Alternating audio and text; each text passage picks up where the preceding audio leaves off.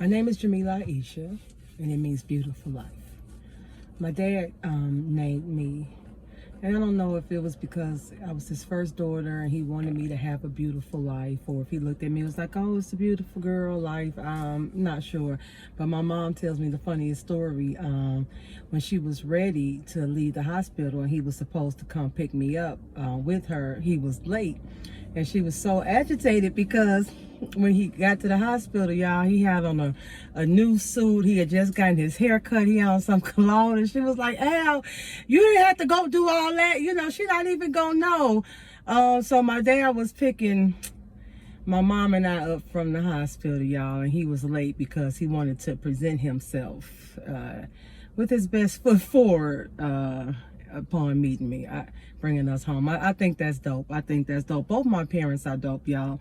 My dad speaks very highly of my mom, and when I asked him, why did he, pick her out of, the women he could have chosen to marry, he said, because I knew that country girl with the big feet would be a good mother. So whatever the qualities he saw in her young, he knew that, he was going to marry her for that reason.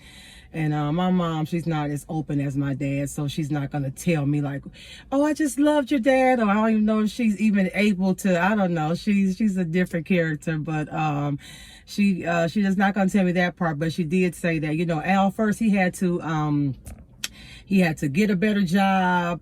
He worked at the post office, and he had to go to school. And so he went to school. He got this degree, and they had to own a home. And my mom had all these requirements before she would agree to marry my dad. And they took years before they even had children. But what she was telling me is that in Chicago, it was difficult for people to rent apartments that had children. And she foresaw that. It was like, Al, it's going to be a problem for us renting when we have children, because people don't like to rent with couples with children. So we're going to have to own our home before we start having children. My mom has made some really, really, really good financial decisions. And she taught us some of those ways indirectly. My dad, he taught us the lessons. So it's like, that do as I say, not as I do. My dad did that in a way that he knew what he should have done better, although he didn't. So I took that part from him, and I did some things differently than my mom, didn't really express this is what you should be doing or why you should be doing. She just did it. We thought she was so cheap, and she is cheap. And my sister has a story we could tell you about this 10-cent barbecue sauce, but I won't do that to my mom. But yeah, so yeah, my beginning, I think, started off divine love already went before me. So beautiful life goes before me. So my name and its meaning went before me, and it paved the way for me. And so today I was listening to one of these lectures, and it said that there is a chapter in Joshua, of course, I don't know, something, the third something section, some verse or something that, and I'm not going to quote it exactly. I just heard it today, so it's not really committed to my memory, but something in the sense that wherever the sole of your foot treads, that I have given to thee, or something like that. Like, y'all, we got ground, we got earth, we have feet. Wherever your foot steps, wherever your foot lands, God has given that to you.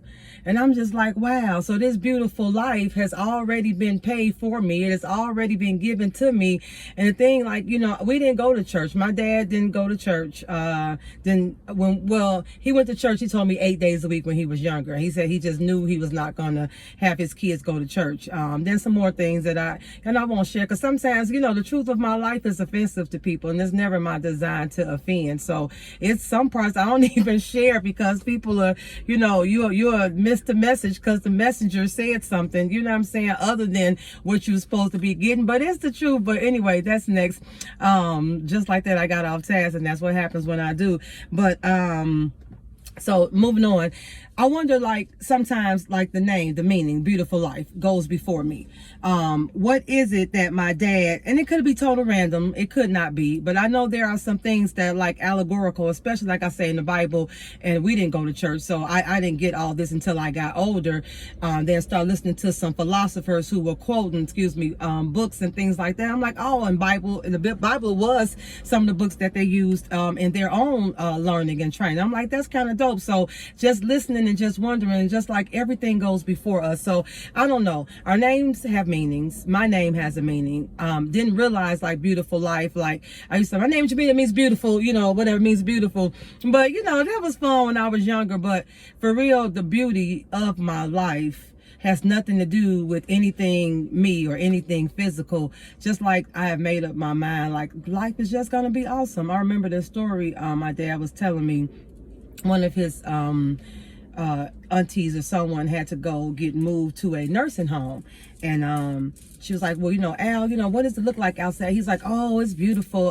She had gone blind and her hearing was impaired, so you know they couldn't take care of her, so she couldn't see. So it's like, oh, it's beautiful outside, you know, the children are out there playing, it's sunny, it's a park right across the street. She's like, oh, Al, tell me more. And he was just saying how lovely it was, and you know, the kids were playing, and you know, and she just would just sit there in front of the window, you know, couldn't see, couldn't hear, just would sit there in front of the window. But my dad would tell her what was going on.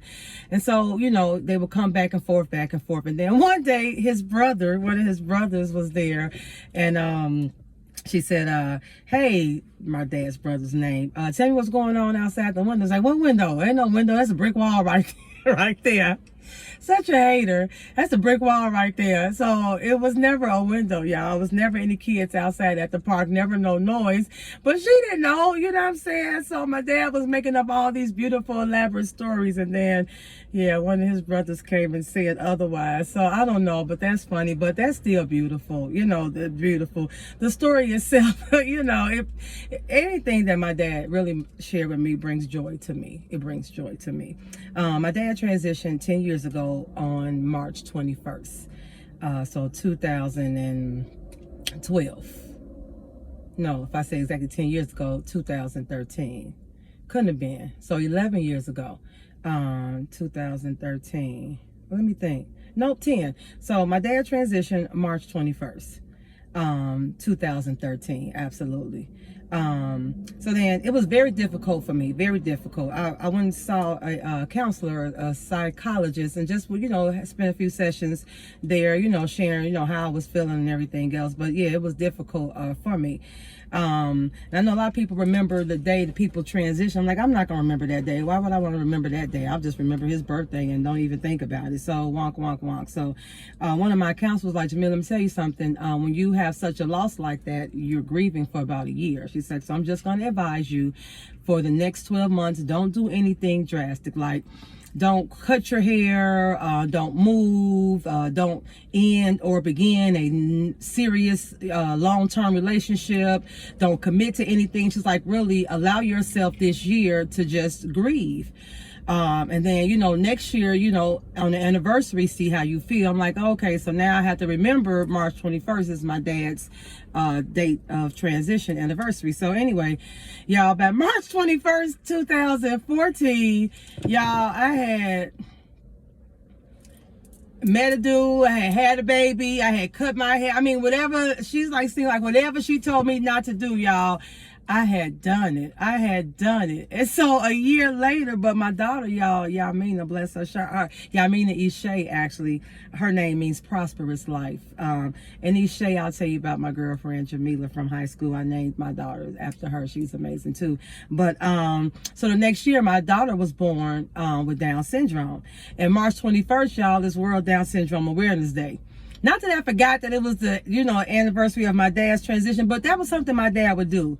Like, that's something he would do. And again, my logic allows me to just, I don't know, stay within here, but then my faith allows me to be here. So like boundaryless boundaries, I don't know as far as my thoughts, but I can visualize, I can imagine somewhere in the in-between, like, they met, they had a dope conversation, they talked, or, you know, not in the sense of words, because, you know, words are something that you get here with your, you know, voice box and vibration, all that kind of stuff, but whatever communication is allowed in the in-between, I know they did that. And part of me feels like y'all, my dad was, and this is a whole story of just him in and of itself, so this could be forever, but honestly, like an integral part of my life. And I knew what unconditional love was because of my my father. Like, there's this intimacy, you know, we have relationships, but with your dad, like for me, it was a non-sexual intimacy that I think all girls need. And I had a friend, well, I won't get off task anyway, but it was like that part. Like my dad, like I could talk to him about anything. I could come to him at any time. And, you know, I didn't really realize exactly what I had until I didn't have it. You know what I'm saying? But my dad was dope, y'all. And so I know he sent Yamina because it was only a small gap in between. I'm telling you, when I tell you March, my dad transitioned, July, I was pregnant, August, September, something, I don't even know, y'all, but for real. And then Yamina came, and then I understand through her still what unconditional love looks like. And so I know my father did not want me to have to take the rest of this journey without knowing. I mean, yeah, I know it, but without having some kind of tangible reminder on a daily basis of what unconditional love was. So he sent Yamina for me. He sent Yamina for me.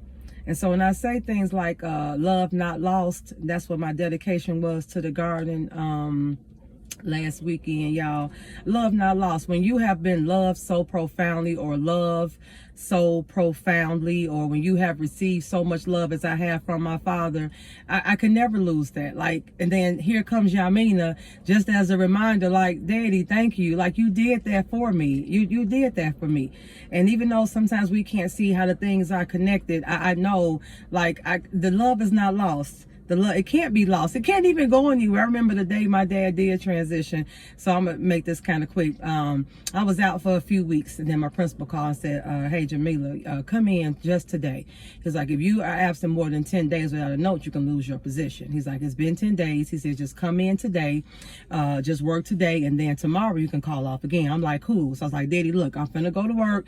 Don't go nowhere. I'll be back. You know what I'm saying? So last thing I said, I love you. He said, I love you more.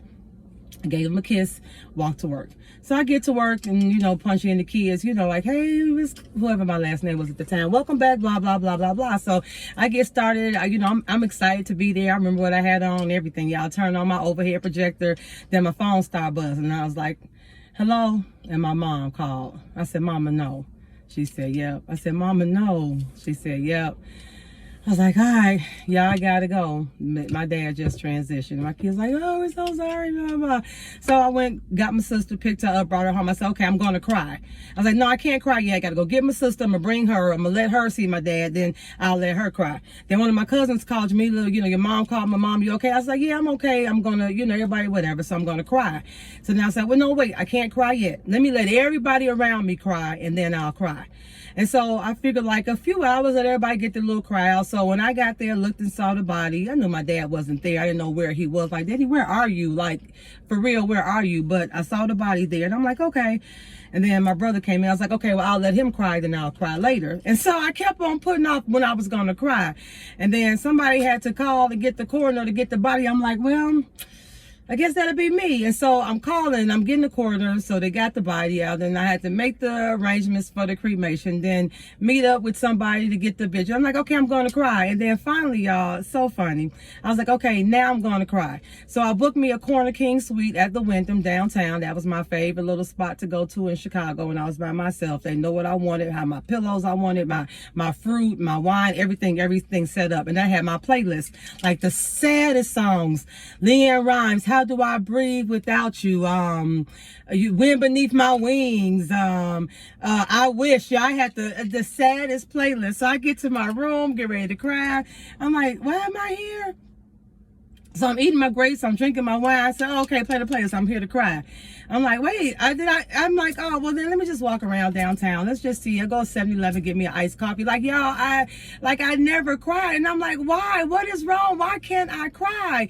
And I just feel like a love like that, to be so loved, it never gets lost. Like, it's still somewhere. Like, I read his letters that he has written me. Then again, I see Yamina and I'm reminded of him. And then my children, the things that my dad told me, I tell them. Now they're telling them back to me. And like everywhere I look around me, I am reminded of my father's presence. I am reminded of my Father's presence. And I mean that in the bigger picture as well. You know what I'm saying? So y'all can understand me, because I had a girlfriend was like, Jamila, I just used to watch you and your dad relationship and I just absolutely loved it. And sometimes if you're in it, you can't see it. I couldn't be in it and see it. And I didn't know that everybody didn't have that. But y'all, when I tell you my life, the beautiful life that my dad set before me on the ground that was laid prior to me, I just let divine love go before me. I let divine trust go before me. I just let divinity just go before me. And if I just keep my thoughts God's thoughts, keep my way God's way, then everything a way will continue to be made. So I just want to let my dad know, let the world know how much I am loved and still loved, and how a love like that, so loved, could be so loved, could never be lost. Peace.